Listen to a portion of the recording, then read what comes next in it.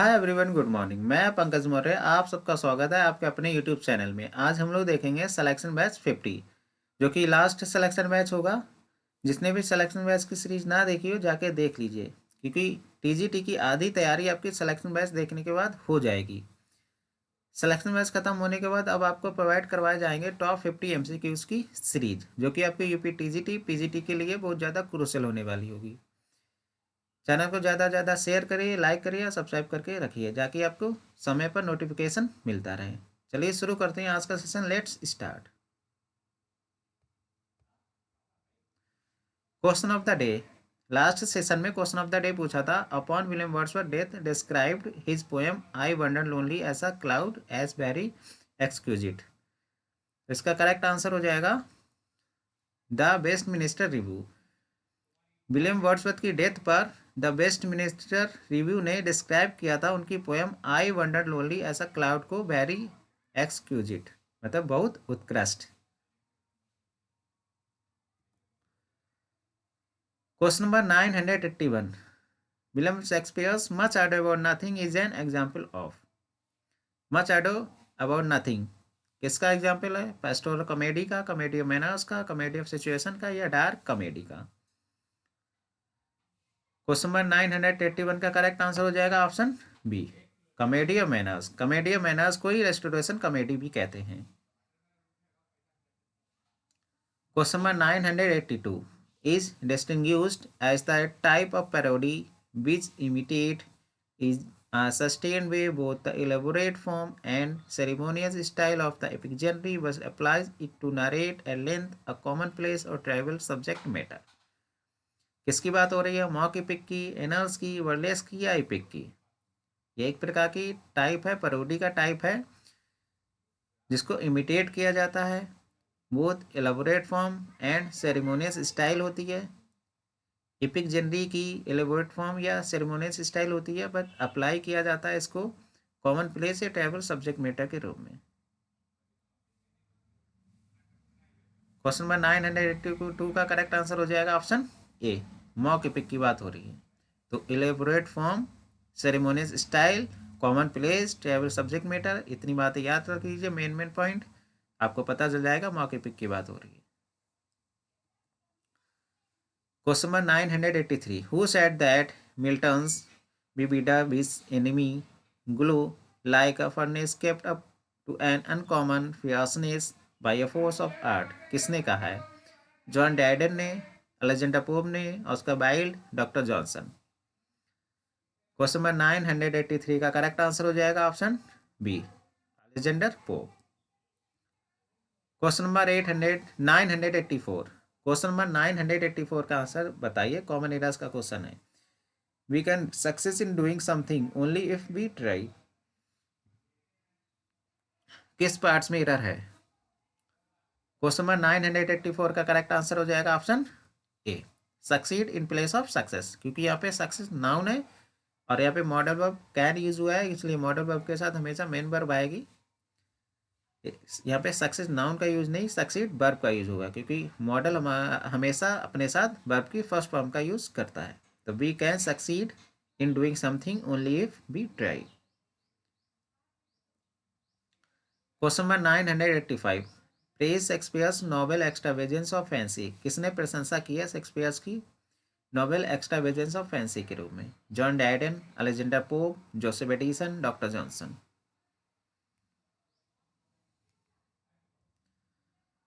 Question number 985 का correct answer हो जाएगा option C, Joseph Addison. Joseph Addison ने विलियम शेक्सपियर की प्रशंसा की है नॉवेल एक्स्ट्रावेजेंस ऑफ फैंसी के रूप में। Question number 986। Wordsworth is buried at. Wordsworth को कहाँ दफनाया गया था? सेंट गायस without Cripplegate church, Holy Trinity church, Saint Oswald church, Grasmere. His ashes were scatter over the South downs.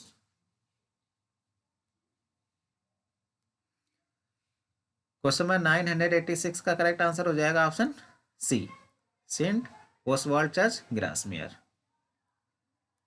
Explanation देखिए। Galsworthy ashes were scattered from the plane over the South Downs in accordance with his wishes. उनकी इच्छा थी कि उनकी assess को, उनकी राख को स्केटर्ड कर दिया जाए ओवर अ प्लेन, प्लेन के माध्यम से ओवर द साउडोन्स के ऊपर। John Milton is buried in the chancel of St. Giles without Cripplegate Church in London, England. He was buried there in November 1674. John Milton को दफनाया गया था Saint Giles without Cripplegate church in London में 1674 में। William Shakespeare was buried in Holy Trinity church Stratford upon Avon in Warwickshire. William Shakespeare को दफनाया गया था होली ट्रिनिटी चर्च में। चारों को एक साथ देख लीजिए। वर्ड्सवर्थ को दफनाया गया था सेंट ऑसवाल्ड चर्च ग्रासमेयर में। गासवर्ती की जो राख है उनको बिखेर दिया गया था साउथ डोन्स के ऊपर प्लेन से। जॉन मिल्टन को दफनाया गया था Saint Giles without Cripplegate church in London में। विलियम शेक्सपियर को दफनाया गया था होली ट्रिनिटी चर्च में। Question number 987 Shakespeare's a chapel in Paulina's house appears. Shakespeare के किस प्ले में चैपल इन पॉलिनास हाउस आया है? मिडसमर नाइट ड्रीम में, एज यू लाइक इट में, विंटर्स टेल में, रोमियो एंड जूलियट में।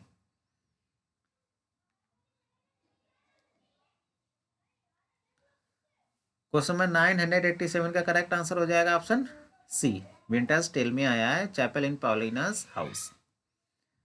एक्ट 5th और सीन 3rd में आया है।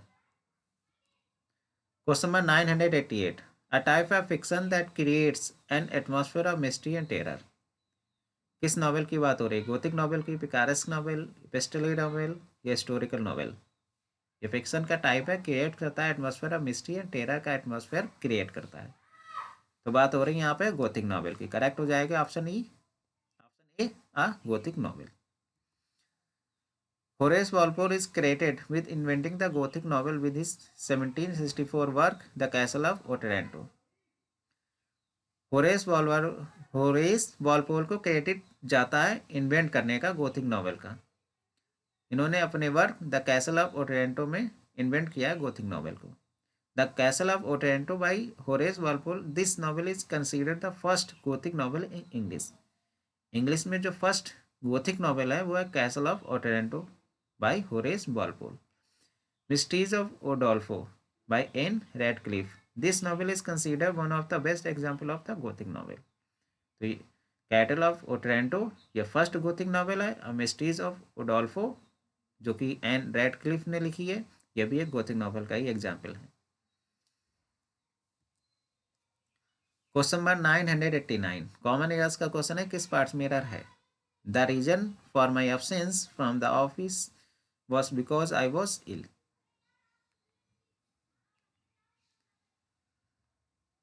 क्वेश्चन नंबर 989 का करेक्ट आंसर हो जाएगा option C, that in place of because. Because की जगह पर दैट का यूज होगा, क्योंकि रीजन के साथ बिकॉज का यूज नहीं किया जाता है। जो रीजन का द रीजन का पेयर बनता है दैट से बनता है, बिकॉज से नहीं। द रीजन के साथ बिकॉज का यूज होता ही नहीं है, इसलिए बिकॉज की जगह पे दैट का यूज होगा। करेक्ट सेंटेंस बन जाएगा the reason for my absence from the office was that I was ill. Question number 990 it was a lover and his lass with a hey and ho and a hey nonino is a line from. ये line कहाँ से ली गई है? Othello से, Macbeth से, as you like it से, या none?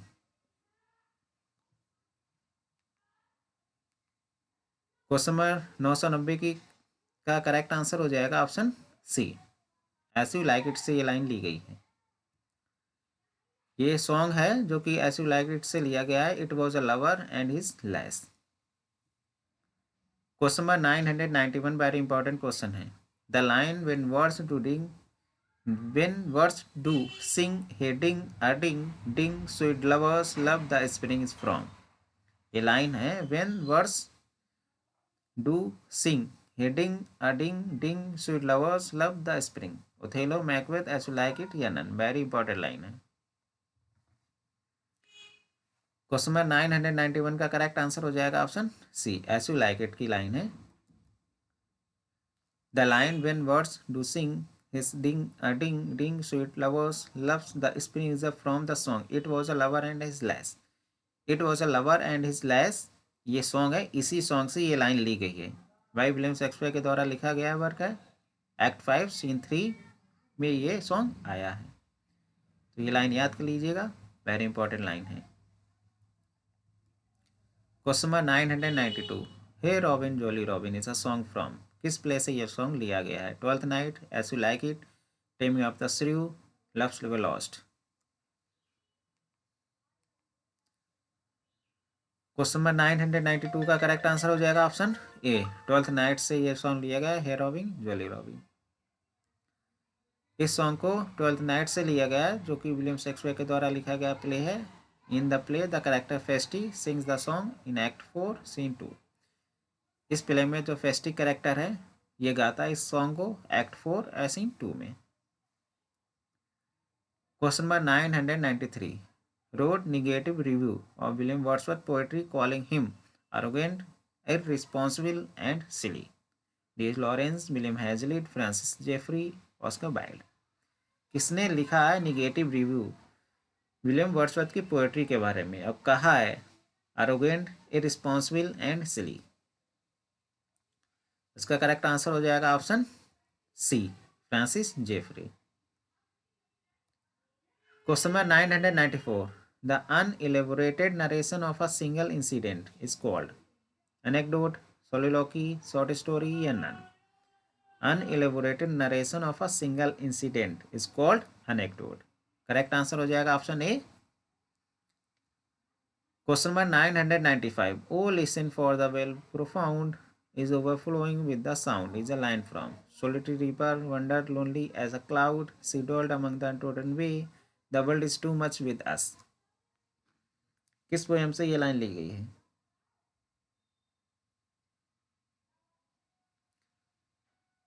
Question number 995 का करेक्ट आंसर हो जाएगा option A, the solitary reaper से ये लाइन ली गई है। Question number 996, O skill to sing the time of eternity, किसने कहा है? जॉन डैडन ने कहा है, डी.एच. लॉरेंस ने कहा है, टी.एस. इलियट ने या अल्फ्रेड लॉर्ड टेनिसन ने? वो skill to sing of time और इटर्निटी। इसका करेक्ट आंसर हो जाएगा option D, Lord Tennyson. Tennyson ने कहा है, एक्सप्लेनेशन देखिए, टेनिसन ने कहा है जॉन मिल्टन को वो skill to sing of time और eternity in his poem Milton. Tennyson की पोएम है मिल्टन, उसी में इन्होंने कहा है जॉन मिल्टन के बारे में। Question number 997, figure of speech in which the normal word order of a sentence or phrase is changed, it is also known as inversion। Figure of speech है जिसमें जो नॉर्मल वर्ड ऑर्डर होता है sentence का या phrase का, उसको change कर दिया जाता है और इसको इन्वर्जन के नाम से भी जाना जाता है। जो नॉर्मल वर्ड ऑर्डर होता है सेंटेंस का, पहले सब्जेक्ट आता है फिर वर्ब फिर ऑब्जेक्ट, लेकिन इसमें चेंज रहता है। ऐसी फिगर ऑफ स्पीच को क्या कहेंगे? Assonance, anastrophe, anaphora, chiasmus. Question number 997 का करेक्ट आंसर हो जाएगा option B, anastrophe. Question number 998, the remarkable thing about Shakespeare is that he is really very good in spite of all the people who say he is very good. किसने कहा है Shakespeare के बारे में? Ben Jonson ने, D.H.. Lawrence ने, Robert Graves ने, Rob Waldo immersion ने। क्वेश्चन नंबर 998 का करेक्ट आंसर हो जाएगा ऑप्शन सी, रॉबर्ट ग्रेव्स ने कहा है the remarkable thing about Shakespeare is that he is really very good in spite of all the people who say he is very good. Question number 999, who gave the title On His Blindness to Milton's poem. Milton की poem है On His Blindness, ये title किसने दिया है? Thomas Addison, Thomas Newton, Joseph Addison या John Milton. Question number 999 का correct answer हो जाएगा ऑप्शन बी, थॉमस न्यूटन। जो ऑन इज ब्लाइंडनेस है ये टाइटल थॉमस न्यूटन के द्वारा दिया गया है। एक्सप्लेनेशन देखिए, Thomas Newton gave the title on his blindness to John Milton's poem in 1761। 1761 में ये टाइटल दिया है थॉमस न्यूटन ने। The poem was originally published in 1673 with the title when I consider how my life is spent. इस poem का originally title है वो है when I consider how my life is spent, publish हुई थी 1673 में। Question number 1000, 1000 question हो गए हैं सिलेक्शन बैच के। सिलेक्शन बैच देखने के बाद आपकी आधी टीजीटी की तैयारी हो जाएगी। A monument without a tomb is a phrase used by, ये फ्रेज किसने यूज किया है? जॉन ड्राइडन ने, डॉक्टर जॉनसन ने, बेन जॉनसन ने और फिर लॉर्ड टेनिसन ने। A monument without a tomb. Question number 1000 का करेक्ट आंसर हो जाएगा ऑप्शन सी। बेन जॉनसन ने कहा है a monument without a tomb is a phrase use by Ben Jonson. ये फ्रेज बेन जॉनसन ने कहा है a monument without a tomb, और इस फ्रेज में विलियम शेक्सपियर को डिस्क्राइब किया है। Question of the day. The first edition of the William Shakespeare's works was published in 1709 was edited by। तो फर्स्ट एडिशन आया था विलियम शेक्सपियर के वर्क्स का, पब्लिश्ड हुआ था 1709 में। किसके द्वारा एडिटेड किया गया था? कमेंट बॉक्स में कमेंट करके आंसर बताइएगा। क्वेश्चंस अगर पसंद आ रहे हो चैनल को लाइक शेयर एंड सब्सक्राइब करना ना भूलिएगा। Thank you so much.